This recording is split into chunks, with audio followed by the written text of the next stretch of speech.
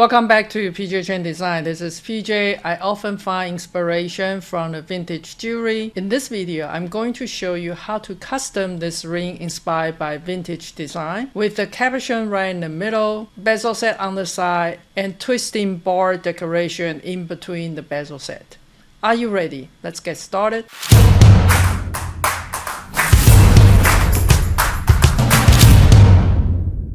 I recently found this website called Museum of Jewelry. If you are looking for inspiration, there's a lot of great design from the past that you can look into it. And this ring is inspired by one of the image here that I found in this Museum of the Jewelry, and highly recommend you check out this website. Before we started, we need to see if this ring is actually working. First of all, I will recommend everybody always drill a hole behind the facet stone. It's because number one, it's easier to clean later on, and then your stone will look brighter.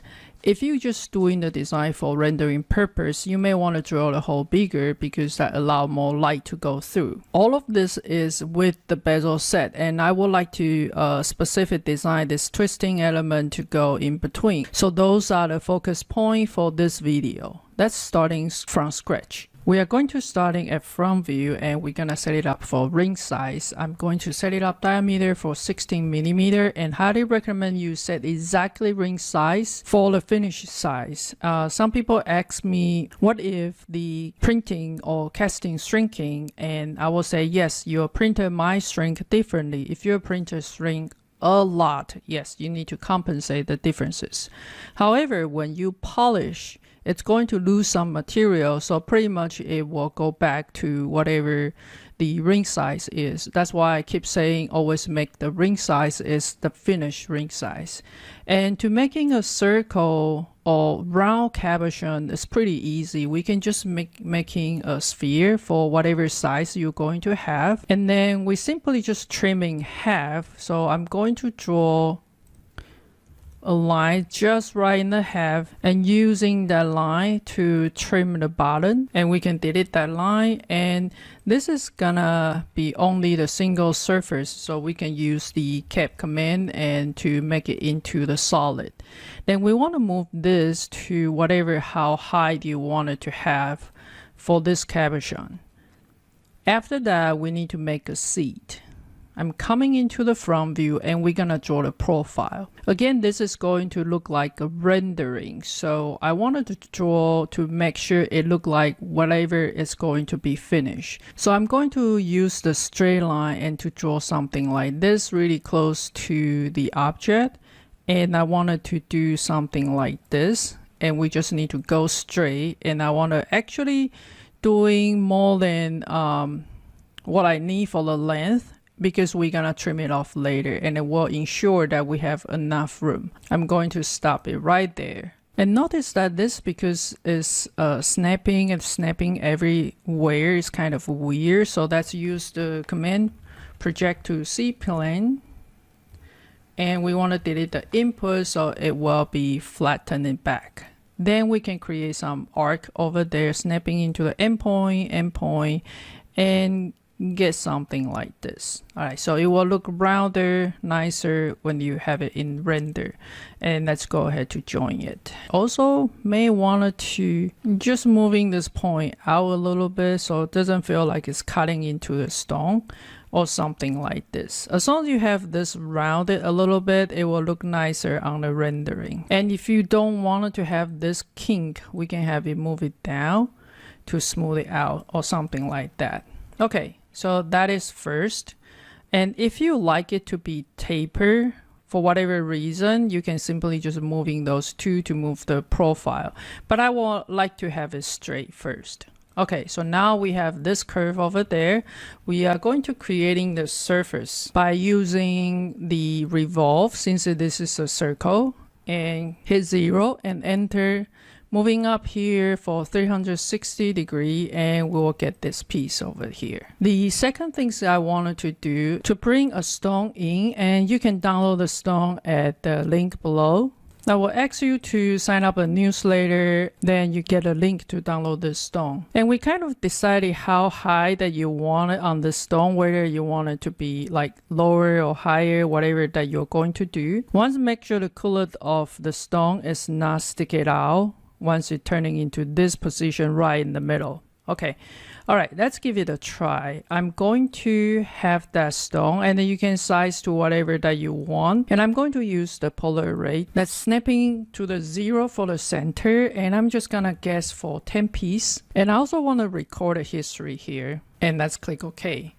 Because I record a history, if I move it, everything else will follow it. I do need to have a little bit room since we are going to do the bezel set, and this time it need to be flush to the surface, so we do need some space.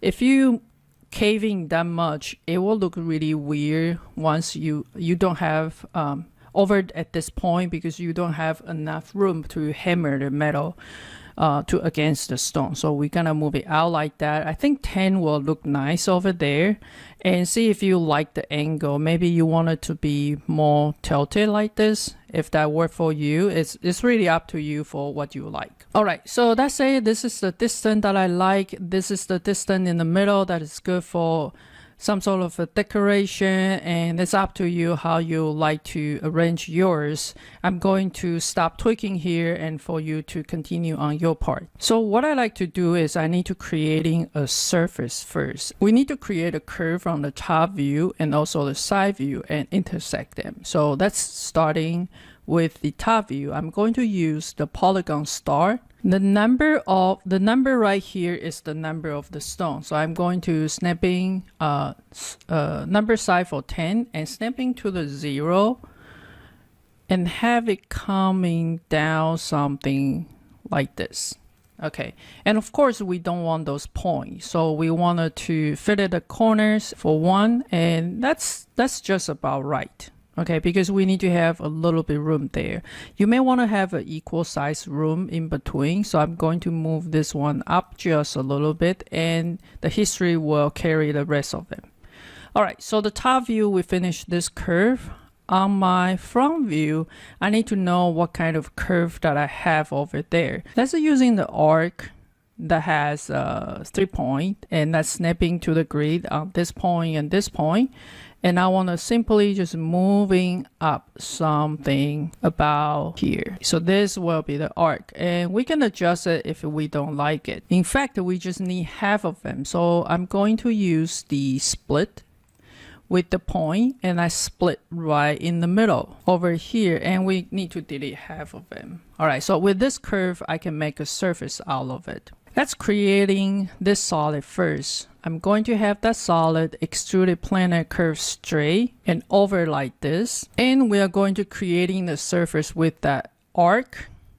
And that's using the revolve. Again, snapping into the 0 for 360 degree. And we have another surface there. As you can see now, we have those. We can use this as a cutting object to trim this extra. So now on the top, we can have nice round surface there. And take a look on this. Now this piece and my stone is too exposed. So actually I need to move it up. I'm just gonna come back to moving this one up just a little bit. Make sure I cover the stone. And then I'm going to use the trim again. We're gonna trim using this one to trim off this. All right, so now it looks much better. Okay, and then the second thing is we're gonna use this one to trim off this one. So now I have two surfaces, just need to join them together. Now this will become solid. All right, on the bottom, we actually don't need that long. So I'm going to pick up the bottom surface and basically just moving up like here. And then I want them to be tapered, so look nicer. So I'm going to 3D scale it down. Then we got something like this. If you look at the rendering, you're going to see this really sharp edges that doesn't look too nice. We are going to fillet the edges. And for something really small, maybe 0.3 millimeter. And make sure chain age equal yes. And so that will select everybody. And let's give it a try. I think the fillet is a little bit too big, so maybe we just need half of them. I'm going to try 0.15. It's just for the rendering, it's gonna look better. And make sure chain edge is equal, yes. All right, it looked better. And let's take a look on the render as well. All right, so all the basic is done. And let's go back to the ghost view. And we want to take a look on the decoration that we're going to have. Now right here that we have a curve, we can extract the ISO curve on this one. So this is the curve we are going to have the decoration on. I'm going to turn it into a red color so you know what I'm talking about. All right, and we don't need that long. So as long as you can get inside of the bezel, and then we can Boolean union together. So I'm going to use the split command with the point and split something right in the middle or inside of the bezel. So this is the part that we're going to do the design. In between, with this line, I'm going to simply wanted to know how long is it. So the command is length, and it is 2.134 millimeter. Making a copy, and then right here I'm going to draw a line exactly the same length, and that is the curve. It's going to represent this curve if it is flat. All right, so within this curve we need to do some design. Coming into the old view here, I'm going to draw a circle snapping into this point, and let me draw something quite small because it's a decoration piece. And then with this piece, I'm going to do the polar array for 3 of them. You can do more if you like to. Minimum is 2. And this is the center, and I want to have 3 of them. And then I'll get something like this. Okay, so this is our element. We need to turn it into the one piece. So let me go ahead to trim everybody right in the middle. And don't forget to join them. I also like to fillet the corner while it's before it turning into any solid. And so I want something quite small, like 0.25. And then that will be our element there. With this one, I need to know where that center is. So I'm going to use the analyze, and then you have this mesh property, and we want to find where the center is. You see that dot there? This is the center of this area, and we simply want to moving everybody from this point to snapping to the midpoint of that curve there. All right, so now we have this one. Let's go ahead to making into the solid and make sure both sides is on, and make sure solid is on, and then we got something like that. I would like to again fillet before we do anything. So the fillet edges, let's try something really small, maybe 0.12, and see how that works. It look like nice, and we're gonna do the same thing on the other side. Okay, all right, so now with this one we can twist it by using the twist command, and this is the object that we want to twist, and this is the axis from here to here, and we're gonna twist maybe 1, 2 turn, and we'll get something like that. I think that is a little bit too much, so maybe just 1 turn. We're gonna twist from here to here and go just 1 turn. Okay, that's much better. Too much of a detail, it's actually not going to see after you polish because they will be gone. All right, so now we need to have this hopping nicely on this curve over there. So let's do a flow along curve, and we want to pick up this object there. Hit enter. This is the base curve, and the target curve will be this one over there. So now we can have this one over here. Let's take a look on the render view also. It looks like this one is stick on the top. If that works for you, that's fine. And if you don't like it, you do want to make a C, you can pipe the center one. Let me show you what I mean here. For this one, we can simply just pipe it, and for something about this size, and if I Boolean difference this one out of the pipe, And you can see something sitting inside for the whole piece. If that works for you, it's really up to you for what you like. Anyway, so do your own design and kind of tweak it to see what shape work better for you. After that, you can pick up this one, and we just need to do the polar array. So let's go polar array, and we want to do the number exactly the same with the stone for 10 of them, and we'll get something like this. So let's go ahead to making that into a cylinder by extrude it straight and make sure that both sides is extruded. And we have a two shape over here. Let's go ahead and pick up both of them. And then we want a Boolean difference with this guy here. So now we have something like this. And make sure that your cullet on this stone, it is still have enough room, or the cullet might stick it out. In this case, actually, it's a little bit too low. So I'm going to move up everybody like this. And then we're gonna do the Boolean difference. Those two will be trimmed by this cylinder, and that's safer. All right, to making a ring shank is quite easy. We are going to use the conic corners, my favorite one, and we're gonna draw something like this for whatever size that works for you. And for this one, let's move it into the quadrant there. And also at the same time, I would like to mirror to the top. Snapping center is 0, and to do something like that. I do like it to be taper, so let me hiding this so you can see what I'm doing there. This one, I actually want them to be taller, so I'm going to go 1D scale, snapping to this point, and I basically want to go taller, about that. All right. And what exactly how you need it, we can record a history and we can adjust it. So let's use the sweep 1 rail.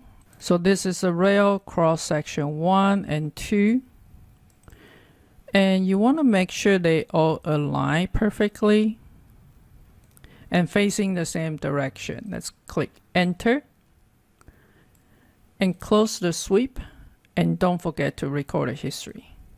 All right, so then if we turn on everything else that we were hiding, and ideally you do not want to have the shank is higher than this one. So this is actually perfect. If not, since you record a history, you can adjust with your curve there. All right, so we need to trim the middle section off. So that's using the Boolean split. This one will be split by this one. It said we'll break the history, that's okay. We don't need the history anymore. And then let me hide in this one to show you. This one is being split, but it's still there. And then we can hit enter to delete it. And then let's bring back this one. Okay, don't forget to cut the hole in the back to reduce the weight. So let's go ahead to just using a cylinder. And the size is just inside of the bezel. And we want it pretty long like this so we can trim it off easy. We're gonna do the Boolean difference. This guy, it's going to be difference out on this guy.